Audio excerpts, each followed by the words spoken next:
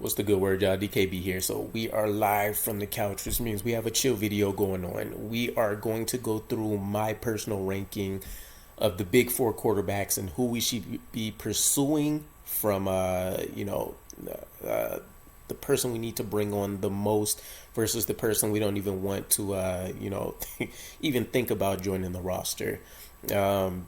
Before we even dive into that, a heads up, this isn't going to be statistically a heavy video. I know I usually throw a lot of information.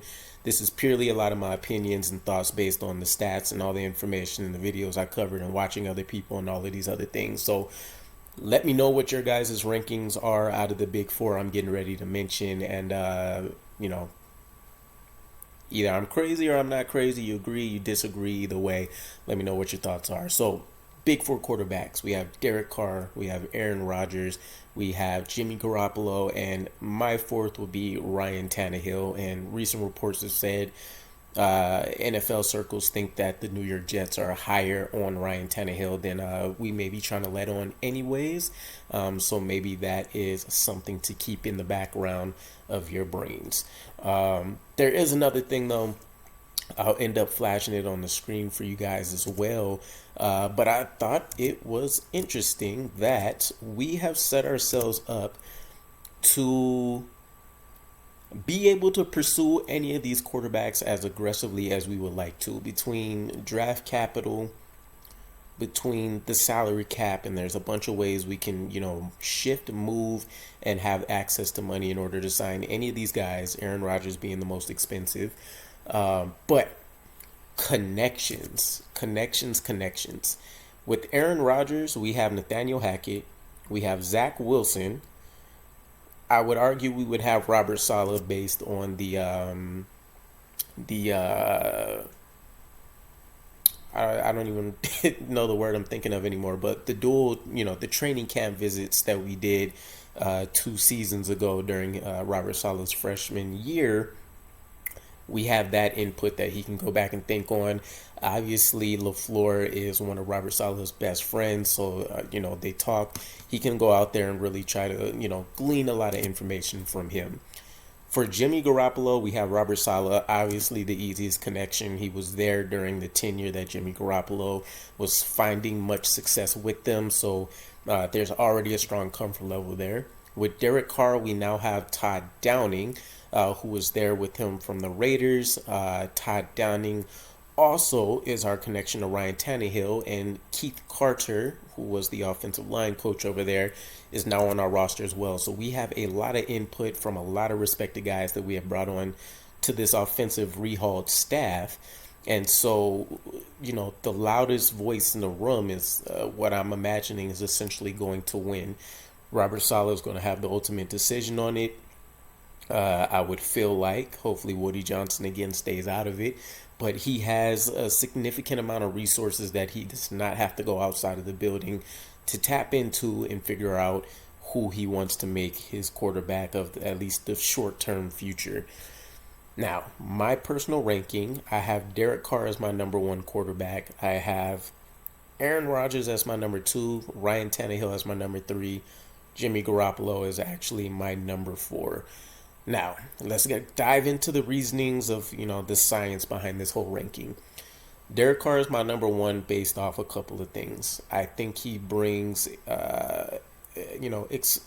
excellent leadership capabilities. Everything that I've been able to check on, everything I've been able to read, a lot of fans from the Raiders have actually jumped onto the channel in the comments. They've spoken about a lot of the dysfunction that Derek Carr has been able to overcome with that Raiders organization.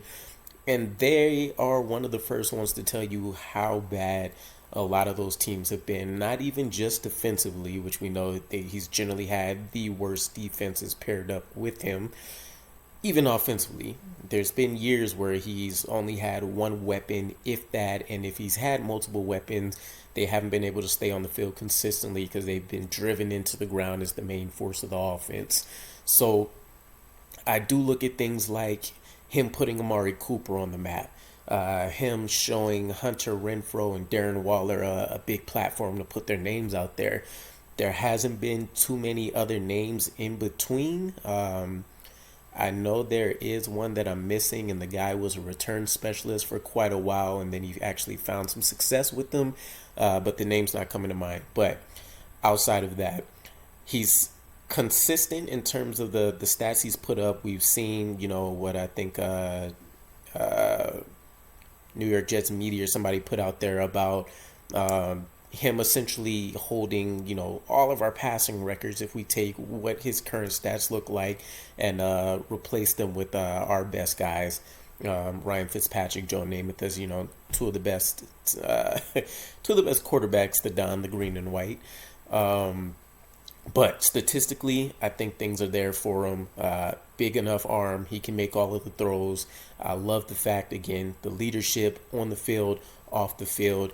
He's had to look over his shoulders. Almost every head coach, almost every offensive coordinator, he's survived them. Josh McDaniels finally wins, but I think he's like their seventh offensive play caller to end up working with Derek Carr during his tenure. So definitely a lot of crazy circumstances. The big knock with him is the stat that I keep seeing, and I'm not sure what the number actually is because I keep seeing it change. So I'm going to go with the one that I've seen most consistently. Derek Carr's 0-6 in games where the temperature is under 37 degrees. Now, I'm from the East Coast. It's been a while since I went back. I don't enjoy freezing weather, but I can get around, I can move in and all that stuff. But I can tell you it absolutely sucks. I can't imagine wanting to play football in that kind of temperature where I've stubbed a finger before and it's felt like I've broken my hand. So to imagine somebody going out there and, even if he's not getting sacked, he's taking quarterback hits, or if he has to do a design run play, which those are few and far in between and all this kind of stuff. But still, there's a lot of things that can go on with it. Now, that's not an excuse for him. There's plenty of other quarterbacks that have fared well in cold weather games. I'm just saying, I don't think it's a huge red flag. It's a piece of information we want to check into. What's Derek Carr's comfort level in games that are that cold? Is it a mental thing? Is it a physical thing? Was it the team that he had in place with him? Play callers, etc. There's a long list of items that it could have been that impacted a lot of those. And that's really it. When we talk about those big four guys too, the thing that I keep thinking about is everybody's sold on just like this next year or two because the team is young. We have a window depending on the quarterback that we can get, and if Zach Wilson ends up actually improving and becoming anything, we can have a window that's about 5 to 7 years long. Well, that might be pushing it. Let me say somewhere between 3 and 7 years long, right? Before we have to go out and just pay an extremely egregious $50 million plus, kind of contract. Derek Carr is young enough, and I want to say he's 31 or 32. But even outside of that, if he was 30, 33, 34, it doesn't matter. I would say he still has the ability to have some untapped potential. I think there's some upside there. Again, we talked about how bad these teams are that he's been on. He would be inserted into the most complete team, offensively and defensively, that he would have. He won't have to win games all by himself. He can go out there, put us up early, ride the wave out, make sure he has his killer instinct on. We put teams away, and he can coast his way into the playoffs in an ideal world for us. But thinking about it, he doesn't have to go out there and do everything on his own. And again, he has his most complete team at his disposal, especially on the offensive side. Multiple weapons from the running game to the receiving game. And so I imagine there's things that he may be able to pull, out of his hat that he hasn't actually been able to do over his time with the Raiders. Now, number 2 quarterback. The number 2 I mentioned was Aaron Rodgers. Now, obviously his greatness, he's a Hall of Fame quarterback. I can't take any of that away from him. Nothing for why I don't have him as my top option is anything about his skill set, his talent, him falling off a cliff in terms of performance, anything like that. Everything about Aaron Rodgers is from a mental and a team chemistry standpoint for me.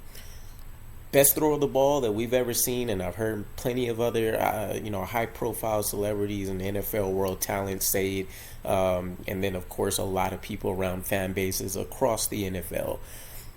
Mentally and chemistry on the team is vital. We've seen a lot of NFL teams try to assemble, an NFL version of a dream team, and it's been shattered. And that's either due to chemistry, 9 times out of 10, or it's because there was a sour, awkward, weird personality, whatever you want to call it, that was in the building that just didn't mesh and didn't vibe and didn't galvanize a lot of people.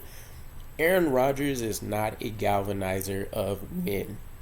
He's able to go out there and perform to an exceptional level on the field, and so a lot of people will put things on the back burner because they are winning. That is Aaron Rodgers' bread and butter. He gets W's, but people are not going to like it. I think it's even very so much different from the Tom Brady effect. Everything that was happening with the Patriots was from a system standpoint, and Tom Brady is probably one of the quarterbacks that's is about as most aggressive about being accountable as Aaron Rodgers is, but still there's different ways about it. We've heard over and over and over again how Aaron Rodgers grinds down his receivers whenever there's a minute mistake, which I have no problems necessarily with that, but obviously it's come up so much, and whatever's been done has been so harsh that this has been a consistent and topic and really a theme for his tenure as the Green Bay Packers quarterback. So that's a huge problem for me. We have a young team. They can be very impressionable. This is also an icon in the NFL we're talking about, and so I'm thinking of it from the glasses of a fan, essentially. There's this saying that you don't want to meet your heroes, right? Because they may not actually live up to some of the things that you would have expected when you didn't actually know them personally. And I think that definitely rings true here, right? Let's say Garrett Wilson doesn't run a route maybe the way that Aaron Rodgers would expect, or Denzel Mims doesn't come along as the big body guy that he would like, and they absolutely get railroaded. Elijah Moore, we've seen, has kind of been, I don't want to put this stigma on him, but mentally frail. And so there's a lot of things that can go wrong, even though there's some veterans in there like Corey Davis if he remains, CJ on the tight end room, Tyler Conklin in the tight end room, but very impressionable young roster. And so I don't want things to go to the wayside because they understand that they have this Hall of Fame quarterback now, but he turns out to be a a-hole. And that really is the biggest piece for me. Diva, attitude, different, all kind of terminology of things that I've heard in regards to Aaron Rodgers. The biggest piece for me, though, is definitely the indecisiveness.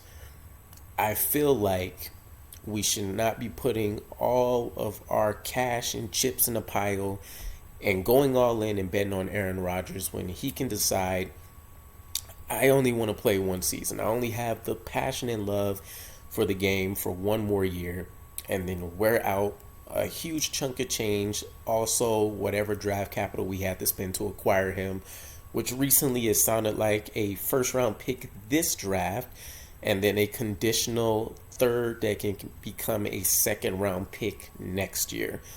That's the most recent theory I've heard on the draft compensation. Not terrible. It's not a Russell Wilson trade, but again, we're talking about a quarterback that's 40, hitting 41, I believe. Again, a lot of indecisiveness there, and there's going to be a lot of baggage, a lot of strangeness that's going to follow Aaron Rodgers wherever he goes. But again, we place him in, and even more so than Derek Carr, the season automatically becomes Super Bowl or bust. We push all our chips into the table. If it doesn't work out, we're pretty much screwed, right? We're doing everything for that one ring. This absolutely doesn't necessarily do anything for us the following year when we still have to go back to the table, look at veteran quarterbacks, or decide if Zach Wilson or a rookie quarterback from the next class is the next man up to try to lead this team again. So I don't want to keep going back to square one so quickly. It just doesn't make sense to me. I would still rather deal with a 3-4 year contract from a Derek Carr than what anything Aaron Rodgers could provide us to do is, and I've already said this, that includes him, in the best case scenario, bringing us a Super Bowl ring. I want the ring terribly, but I want to be able to go out there and go after the ring season in and season out as well, like we're seeing the Chiefs do. Granted, You can easily make the conversation that 1A, 1B between Derek Carr and Aaron Rodgers. The only reason I would give an edge to Aaron Rodgers is obviously we've mentioned he's the best thrower that we've seen. And right now, Patrick Mahomes is the gatekeeper to getting to the Super Bowl. You're going to see him in the AFC Championships unless he gets injured with some kind of season-ending injury. You're going to see Mahomes in the playoffs, in the AFC Championship if you're lucky enough to get that far, and Aaron Rodgers would give us our best bet in terms of talent versus talent with beating him.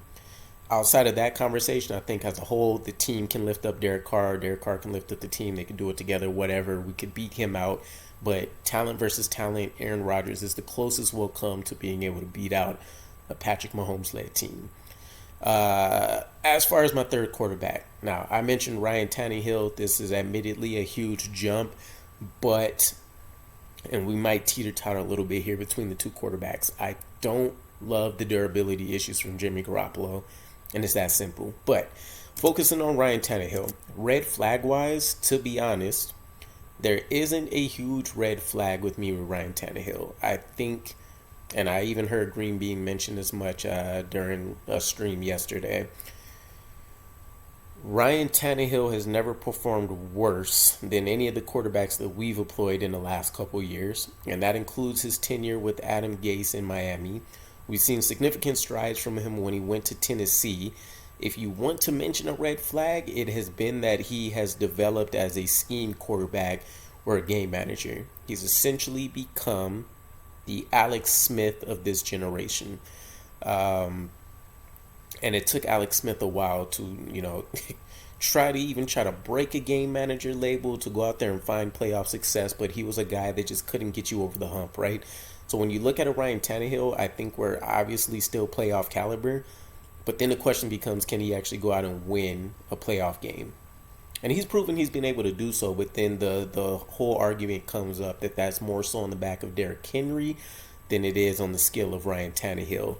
A.J. Brown is really the only notable guy that we've seen him really be able to go out there and build up. They haven't been able to find a solid passing game since. I would prefer Ryan Tannehill, and hoping there's some improvements in his game with a better supporting cast, or that we just get the level that we get now and we risk having an early exit in the playoffs, as opposed to dealing with Jimmy Garoppolo and not knowing if he'll even make it throughout the regular season. Because then the question becomes, well, what did we do at backup quarterback, and or Zach Wilson, will he be starting? And I think the whole purpose of this season is not only to give us our best chance of securing a playoff spot, but we want Zach Wilson to be behind the scenes in incognito mode, training away, developing his skills, rebuilding his confidence, to come back ideally year 4, year 5, if we exhaust his 5th-year option somehow, and show that he can come and lead a team in the NFL. There's baby steps that are going to need to happen, but the whole conversation is to keep him on the back burner. Jimmy Garoppolo, there's no surefire bet that he's going to last even 4 or 5 games. With the litany of injuries that he has had, I think, and I couldn't get this number confirmed, but I think he's missed somewhere in the range of 40 games due to injury over his career. That is a pretty significant amount. To put it in context, that's more than 2 full seasons of football that he's missed due to various injuries and season-ending injuries and things of that nature. So he is my final last option, and that's more so about Robert Saleh being comfortable with what Jimmy Garoppolo offers, because he is essentially the penultimate game manager. He can go out there based on the talent he has around him. He's going to be efficient. He's going to be effective. He's going to move chains. He'll give you the occasional ooh-ah throw. He's going to let his ground game go to work. He's not going to let his team be beaten by his mistakes, which is something we would love to see. But again, I don't know if he's a guy we will be able to make it throughout a season with. So that would be my main reasoning. That's how I'm stacking guys up. Derek Carr, Aaron Rodgers, Ryan Tannehill, Jimmy Garoppolo. Again, let me know what your guys' thoughts are. What's your ranking? Does what I say make sense? Am I crazy? Are you guys not buying any of this? But let me know what your thoughts are, and I'll catch you guys again. Peace.